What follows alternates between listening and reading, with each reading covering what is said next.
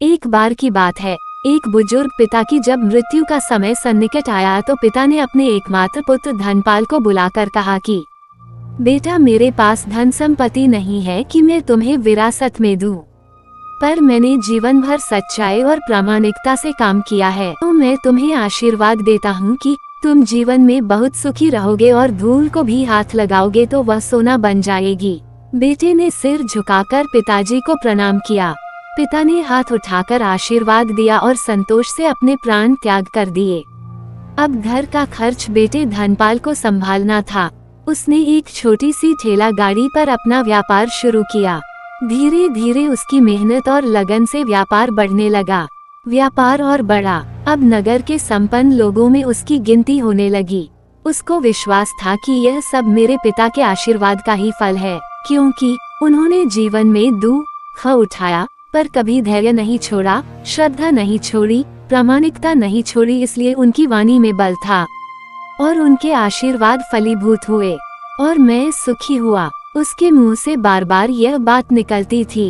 एक दिन एक मित्र ने पूछा, तुम्हारे पिता में इतना बल था तो वह स्वयं संपन्न क्यों नहीं हुए, सुखी क्यों नहीं हुए? धर्मपाल ने कहा, मैं पिता की ताकत की बात नहीं कर रहा हूँ, मैं उनके आशीर्वाद की ताकत की बात कर रहा हूँ।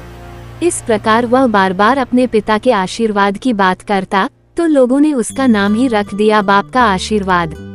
धर्मपाल को इससे बुरा नहीं लगता। वह कहता कि मैं अपने पिता के आशीर्वाद के काबिल निकलूं, यही चाहता हूँ। ऐसा करते हुए कई साल बीत गए। वह विदेशों में व्यापार करने लगा। जहाँ भी व्यापार करता उससे बहुत लाभ होता। एक बार उसके मन में आया कि मुझे लाभ ही लाभ होता है तो मैं एक बार नुकसान का अनुभव करूं। तो उसने अपने एक मित्र से पूछा कि ऐसा व्यापार बताओ कि जिसमें मुझे नुकसान हो।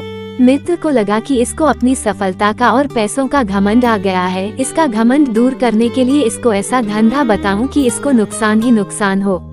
तो उसने उसको बताया कि तुम भारत में लौंग खरीदो और जहाज में भरकर अफ्रीका के जंजीबार में जाकर बेचो। धर्मपाल को ये बात ठीक लगी। जंजीबार तो लौंग का देश है, वहाँ से लौंग भारत में लाते हैं और यहाँ 10 गुना भाव पर बेचते हैं। भारत में खरीद करके जंजीबार में बेचे तो साफ नुकसान सामने दिख रहा है। परंतु धर्मपाल ने तय किया कि मैं भारत में लौंग खरीद कर जंजीबार खुद लेकर जाऊंगा, देखूं कि पिता के आशीर्वाद कितना साथ देते हैं। नुकसान का अनुभव लेने के लिए उसने भारत में लौंग खरीदे और जहाज में भरकर खुद उनके साथ जंजीबार द्वीप पहुंचा। जंजीबार में सुल्तान का राज्य था। धर्मपाल जहाज से उतर करके और लंबे रेतीले रास्ते पर जा रहा था।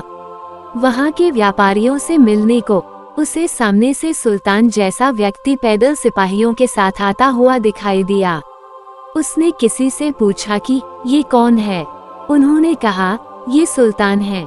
सुल्तान ने उसको सामने देखकर उसका परिचय पूछा। उसने कहा, मैं भारत के गुजरात के खंभात का व्यापारी हूँ और यहाँ पर व्यापार करने आया हूँ। सुल्तान ने उसको व्यापारी समझकर उसका आदर किया और उससे बात करने लगा। धर्मपाल ने देखा कि सुल्तान के साथ सैकड़ों सिपाही हैं, परंतु उनके हाथ में तलवार, बंदूक आदि कुछ भी न होकर बड़ी बड़ी छलनियां हैं। उसको आश्चर्य हुआ। उसने विनम्रता पूर्वक सुल्तान से पूछा, आपके सैनिक कितनी छलनी लेकर के क्यों जा रहे हैं? सुल्तान ने हंसकर कहा, बात यह है कि आज सवेरे मैं समुद्र तट पर घूमने आया था, तब मेरी उंगली में से एक अंगूठी यहाँ कहीं निकल कर गिर गई। अब रेत में अंगूठी कहाँ गिरी पता नहीं, तो इसलिए मैं इन सैनिकों को साथ लेकर आया हूँ। ये रेत छानकर मेरी अंगूठी उसमें से तलाश करेंगे।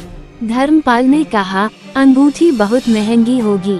सुल्तान ने कहा, नहीं, उससे बहुत अधिक कीमत वाली अनगिनत अंगूठी मेरे पास है, पर वह अंगूठी एक फकीर का आशीर्वाद है।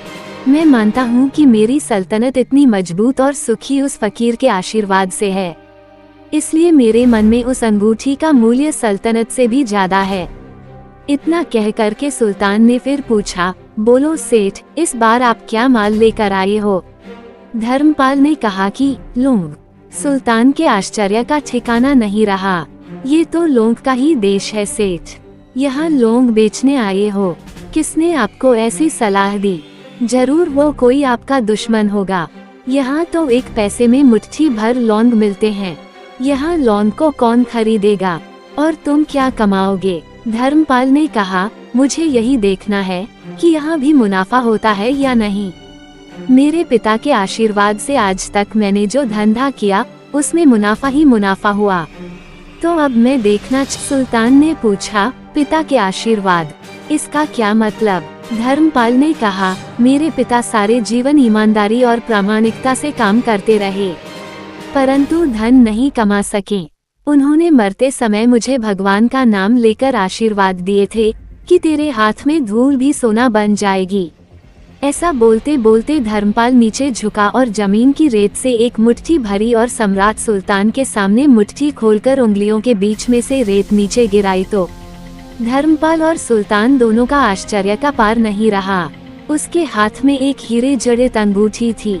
ये वही सुल्तान की गुमी हुई अंगूठी थी। अंगूठी देखकर सुल्तान बहुत प्रसन्न हो गया।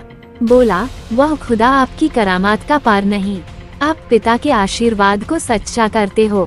धर्मपाल ने कहा, फकीर के आशीर्वाद को भी वही परमात्मा सच्चा करता है। सुल्तान और खुश हुआ, धर्मपाल को गले लगाया और कहा, मांग सेठ, आज तू जो मांगेगा मैं दूंगा।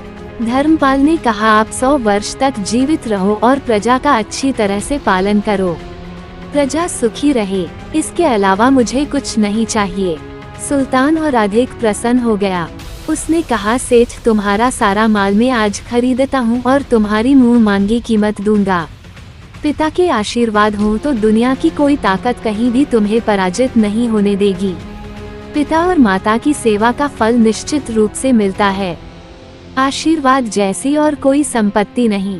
बालक के मन को जानने वाली माँ और भविष्य को संवारने वाले पिता, यही दुनिया के 2 महान ज्योतिषी है।